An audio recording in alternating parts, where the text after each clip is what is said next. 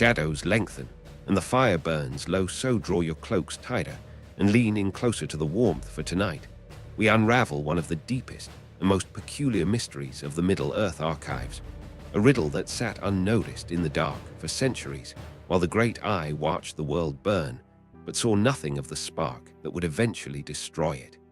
We often speak of Sauron as the ultimate hunter, a being of immense intellect and terrifying perception, whose gaze could pierce cloud and shadow earth and flesh, seeing the very secrets hidden in the hearts of men and elves.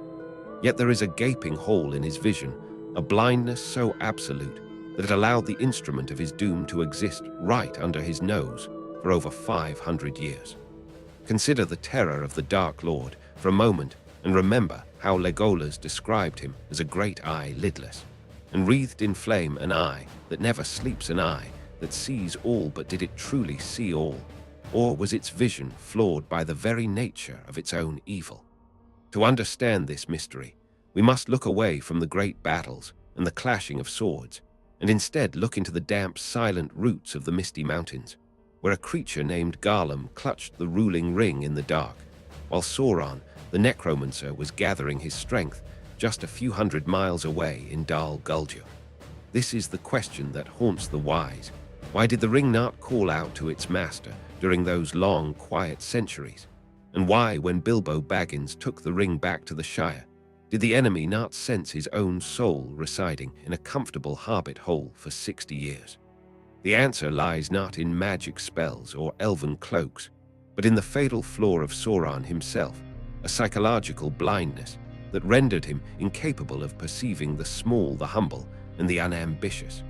Let us drift back to the Gladden Fields, where the ring was lost in the water betraying Isildur to an orc arrow, and there it slept in the mud for 2,500 years, waiting for a hand to claim it.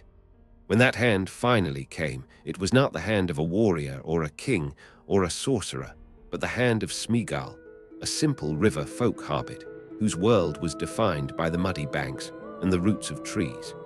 When Smeagol murdered his friend Deagol and took the gold ring, he did not desire to rule kingdoms or enslave armies. He only desired the secrets of the river and the ability to catch fish and to hide from the sun and the unkindness of his kin.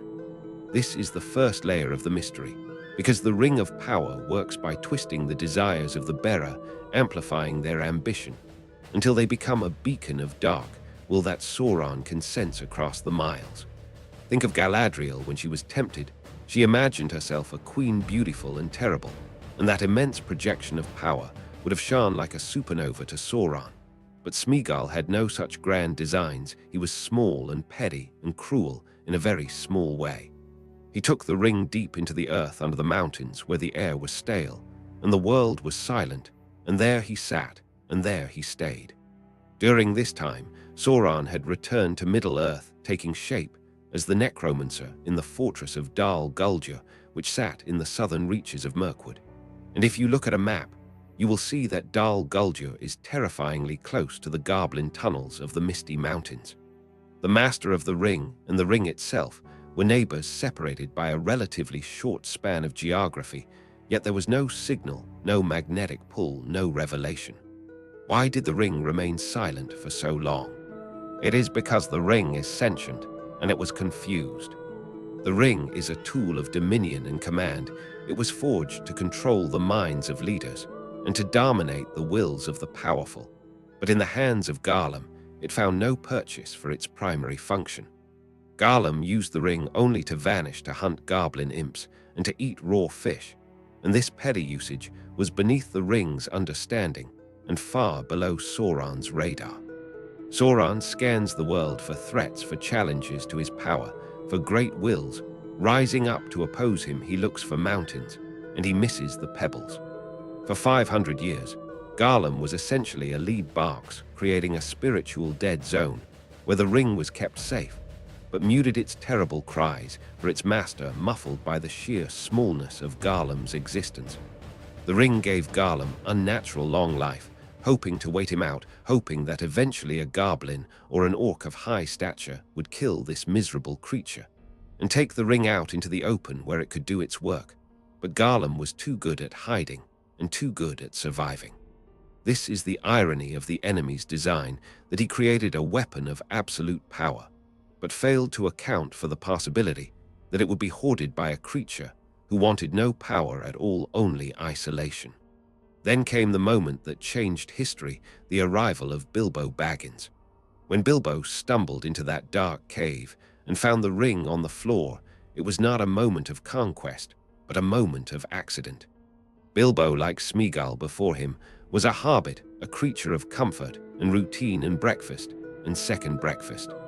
Hobbits are an anomaly in Middle-earth because they seem to lack the burning desire for domination that plagues the race of men, or the pride that haunts the elves, or the greed that consumes the dwarves.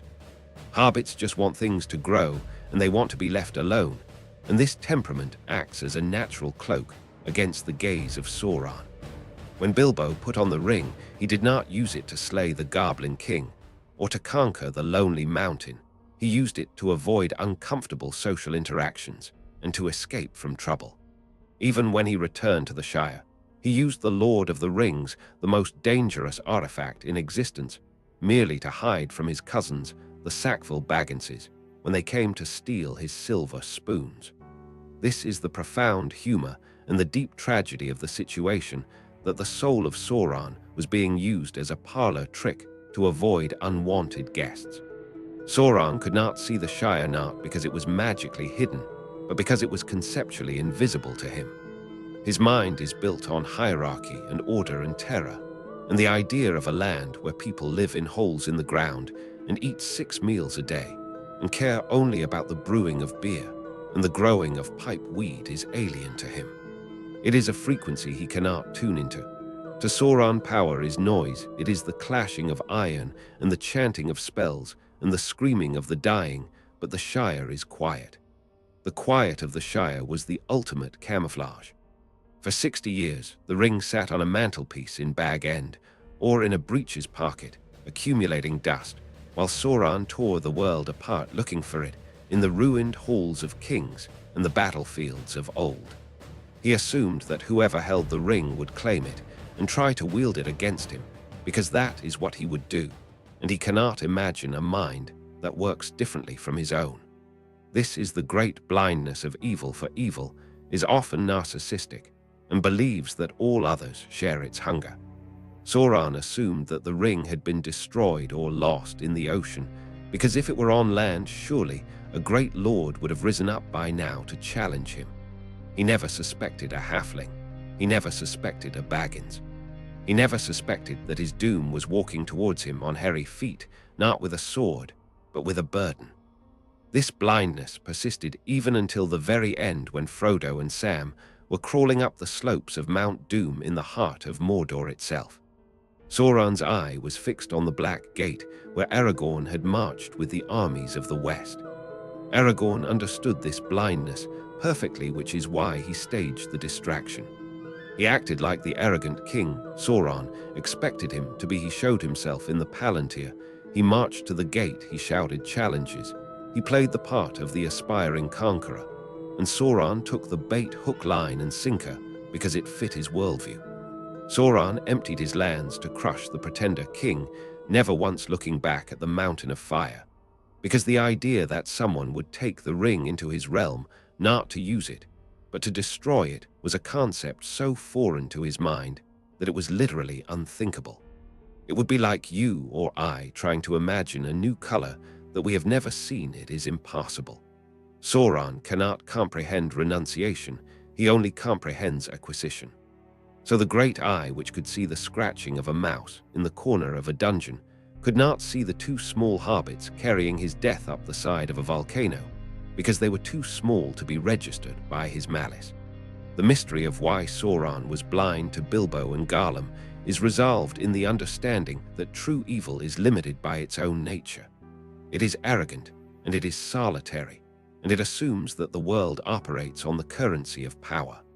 But the world of Tolkien operates on a different currency, the currency of pity and mercy and simple endurance. It was pity that stayed Bilbo's hand when he could have killed Gollum, and it was that act of mercy that remained invisible to Sauron, but ultimately saved the world. The ring which was made to rule was undone by the humble who did not wish to rule at all. So as the fire dies down and the night closes in, remember this lesson from the history of the ring. Do not fear that you are too small to make a difference in the face of great darkness, for it is often the small and the unseen that change the course of the future, while the great eyes of the world are looking the other way. Thank you for sitting with me by the fire tonight and listening to the secrets of the unraveled realms. If this tale has stirred the wandering spirit within you, and you wish to hear more of the ancient histories that lie hidden in the shadows, then you know what must be done. Light the beacons, subscribe to the channel, and let the signal fire burn bright so that we may find our way back to each other for the next story. Until then, keep your feet on the ground, but your eyes on the horizon. Let us cast more wood upon the fire, for the night is still young, and the tale of this great blindness has deeper roots that twist further into the dark earth than we have yet explored. We have spoken of the master's ignorance, but we must also speak of the instruments of his will, particularly the 9 riders, the Nazgul, who served as his hunting hounds across the wilderness. These wraiths are not merely soldiers, they are extensions of Sauron's own consciousness, bound to him by their 9 rings, and existing primarily in the unseen world of shadows.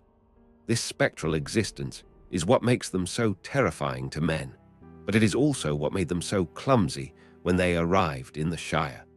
You see, the Nazgul perceive the world differently than we do. They see the living as vague shapes glowing with the light of their life force, and their vision is sharpest when looking upon the powerful, the magical, or the wrathful. When a great warrior like Aragorn or Glorfindel stands before a ringwraith, they shine like a beacon in the wraith world, blindingly bright and impossible to miss. But hobbits possess a life force that is dim and earthy and remarkably contained. To the eyes of the Nazgul, a hobbit is little more than a smudge in the mist, a faint whisper in a roaring storm.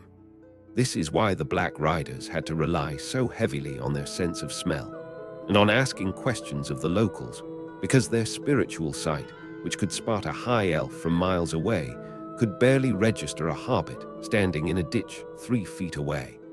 This physiological blindness of the Nazgul mirrors the psychological blindness of their master, creating a perfect storm of incompetence that allowed Frodo to slip through their fingers time and time again.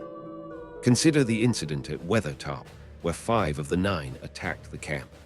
They stabbed Frodo not to kill him instantly, but to turn him into a wraith to bring him into their world, because in the physical world he was too slippery, too small, and too difficult to pin down. They wanted to make him like them so they could finally see him clearly. But there is another player in this game of shadows who contributed to Sauron's blindness, and that is Saruman the White. We often forget that Saruman was the head of the White Council and the supposed expert on ring lore, and for many years he actively obscured the truth from both the wise and the enemy. Saruman had been studying the Shire in secret, trading pipeweed and spying on Gandalf's interest in the halflings, and he kept this knowledge hoarded like a dragon counting gold. Sauron, who peered into the Palantir and communicated with Saruman, saw a rival wizard building an army of Uruk High, and assumed that if the ring were found, Saruman would be the one to claim it. Sauron's gaze was drawn to Orthanc, to the industrial machinery and the breeding pits of Isengard, because that looked like power, that looked like a threat. He wasted precious strategic attention, worrying about the betrayal of Saruman, never realizing that the wizard's obsession with the Shire was the key to the whole puzzle. Saruman acted as an unwitting shield for the hobbits' his own ambition, creating a blind spot in Sauron's surveillance network. The Dark Lord believed he was playing a game of chess against other grandmasters, against Gandalf and Galadriel, and Saruman moving armies and fortified pawns across a continental board. He did not realize that the game had changed entirely, and that the winning move was being made by a piece that wasn't even on the board. Furthermore, let us delve into the nature of the ring's silence during Bilbo's long ownership. We said it was confused, but it was also perhaps subdued by the very lack of malice in Bilbo's heart. The ring is a semi-sentient entity that feeds on the negative emotions of its bearer, on their fear, their greed, and their desire for dominion.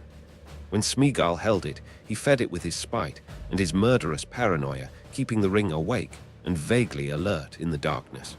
But Bilbo was different. Bilbo used the ring with a sense of childlike wonder and mischief, and rarely with true malice. When he wore it to escape the Sackville Bagginses, or to play tricks on his friends at his birthday party, he was not generating the kind of dark frequency that the ring amplifies. He was starving the ring of its preferred fuel. For 60 years, the ring was in a state of hibernation, lulled to sleep by the domestic tranquility of Bag End, and the smell of bacon, and the sound of tea kettles. It was only when the shadow began to lengthen again in Mordor, and the ringwraiths were unleashed, that the ring woke up, fully realizing that its nap was over, and it began to work on Frodo with a renewed and desperate intensity.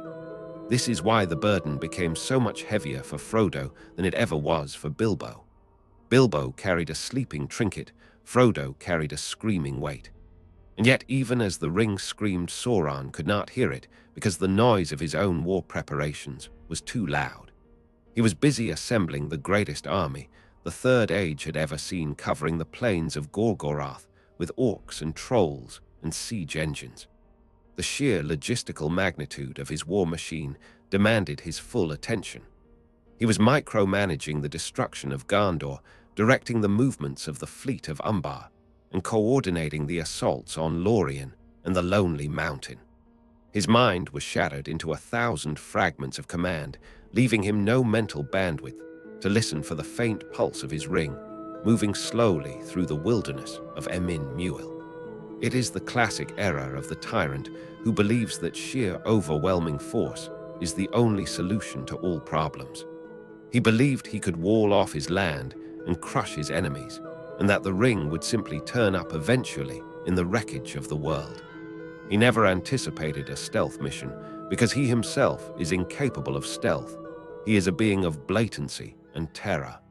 The concept of a suicide mission to destroy the ring was so alien to his psychology that when Samwise Gamgee put on the ring at the pass of Cirith, Ungol Sauron barely registered it. He sensed a flicker of power, yes, on the very borders of his realm, but he dismissed it instantly. Why? Because he reasoned that if a mighty elven lord or a great captain of men had the ring, they would not be skulking about on the stairs of Cirith Ungol. They would be marching on the Black Gate with a banner of light. He mistook the ring-bearer for a minor spy or a small elven scout, not worth his direct attention when the armies of the West were gathering. This is the ultimate tragedy of Sauron, that he was defeated not by strength of arms, but by his own lack of imagination. He built a fortress of adamantine and iron, but left the back door unlocked because he couldn't imagine anyone small enough to fit through the keyhole. And so when the end came, when Frodo stood at the crack of doom and finally claimed the ring for himself, putting it on and shouting, "I will not do this deed, the ring is mine," only then did the Tower of Barad-dûr shake. Tolkien describes this moment with terrifying clarity, saying that the Dark Lord was suddenly aware of him, and his eye piercing all shadows looked across the plain to the door that he had made, and the magnitude of his own folly was revealed to him in a blinding flash. Notice that language, the magnitude of his folly. In that final second, Sauron did not just feel fear, he felt the crushing weight of his own stupidity. He realized that for 500 years, he had been looking at the horizon, while the poison was already in his veins. He realized that the quiet of the Shire, the mercy of Bilbo, the pity of Frodo, and the resilience of Sam were not weaknesses, but weapons that he had no shield against. His blindness was total until the very moment it was too late to see. And in that realization lies the hope for all of us, that no matter how vast and all-seeing the darkness appears to be, it is always blind to the power of simple goodness.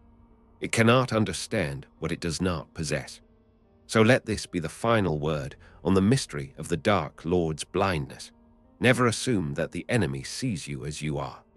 He sees only what he fears, and if you walk in humility and hold to your friends, you may walk right past the monsters in the dark. Now the fire truly fades, and the shadows claim the space between us. Keep this wisdom close to your heart. Light the beacons, subscribe for the next chronicle, and until we meet again under the stars, may your road go ever on. But wait before you rise and leave the circle. There is a final ember glowing in this mystery that we must examine, for it reveals the terrifying closeness of the enemy's victory.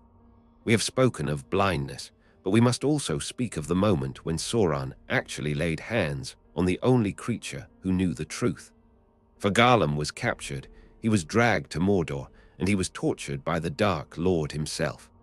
This is a scene of nightmare where the maker of the ring stood face to face with its longest bearer. You would think that in this moment all secrets would be laid bare, and the location of the Shire would be pinpointed on a map with surgical precision.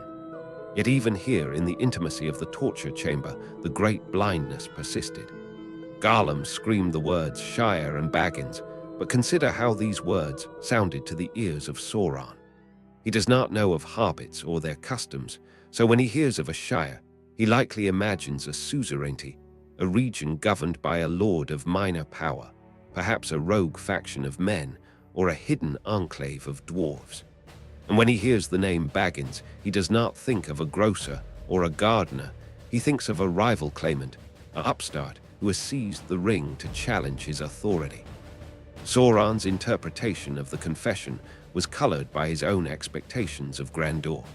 He believed he was looking for a warrior king named Baggins, who ruled a fortified land called the Shire. This is why the Black Riders rode out with such fury, but also with such confusion, riding first to the Vales of the Anduin, because they assumed this mysterious Shire must be near the place where the ring was lost. They wasted weeks hunting in the wrong lands, because Sauron could not conceive that the ring had traveled across the entire continent to a place of no strategic importance. Moreover, we must give credit to the wretched strength of Gollum himself. Smeagol was a creature of the river and the rock, and though his mind was broken, his will was as tough as a tree root.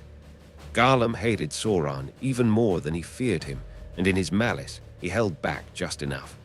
He gave the name, but he did not give the map. He misled the enemy, not out of loyalty to Frodo or Bilbo, but out of a desperate desire to keep the precious for himself. Even in his torment, Gollum was plotting to escape and reclaim his treasure, and this selfishness inadvertently saved the world. Sauron looked at Gollum and saw only a miserable slave, a thing to be used, and discarded. He did not see the creature's agency. He released Gollum, hoping that the creature would lead him to the ring, but he did not count on Gollum's ability to navigate the wild unseen, and he certainly did not count on Gollum eventually falling in with the very hobbits carrying the ring. It is a comedy of errors played out on a stage of fire and ash. Sauron had the witness in his hand, he had the words in his ear, and he had the power to tear the mind apart, yet he still failed to see the truth, because the truth was too simple for him to understand. He was looking for a complex geopolitical threat, and he found only a riddle. This brings us to the role of Gandalf, the Grey, who was the architect of Sauron's confusion. Gandalf knew that Sauron was blind to the small things, and he weaponized that blindness. By keeping the Shire isolated, by forbidding the hobbits from meddling in the affairs of the big folk, and by keeping his own visits secret, Gandalf created a bubble of obscurity around the ring. Sauron feared Gandalf above all others, for he knew that Gandalf was a mayor like himself, a being of the ancient world, but he misunderstood Gandalf's mission. He thought Gandalf sought to replace him, to become the new Dark Lord, using the ring as a scepter. Sauron watched Gandalf's movements, expecting a military strike, expecting the White Wizard to rally the armies of Gondor and Arnor. Every time Gandalf smoked a pipe in the Shire, Sauron likely interpreted it as a gathering of war councils or a weaving of great spells. He could not comprehend that the wise wizard was simply enjoying the company of simple folk. This misinterpretation of Gandalf's motives served as the final veil over Sauron's eyes. He was so fixated on the chess match with the wizards and the high elves that he ignored the pawns entirely. And so, the ring marched on step by weary step closer to the fire, carried by the unlikeliest of heroes, protected by the ignorance of the enemy. In the end, the Great Eye was not defeated by a greater power, but by a different kind of power entirely, the power of anonymity. The shadows hide many things, but sometimes they hide the light just long enough for it to spark a fire that cannot be quenched. Now indeed the tale is fully told, and the night deepens around us. The fire is but coals, and the wind is rising. Take this knowledge with you into the dark, and let it be a shield against despair. Light the beacons one last time, subscribe to the channel, and share these stories so that the lore of the realms is never lost. Until the next turning of the page, go safely and trust in the unseen.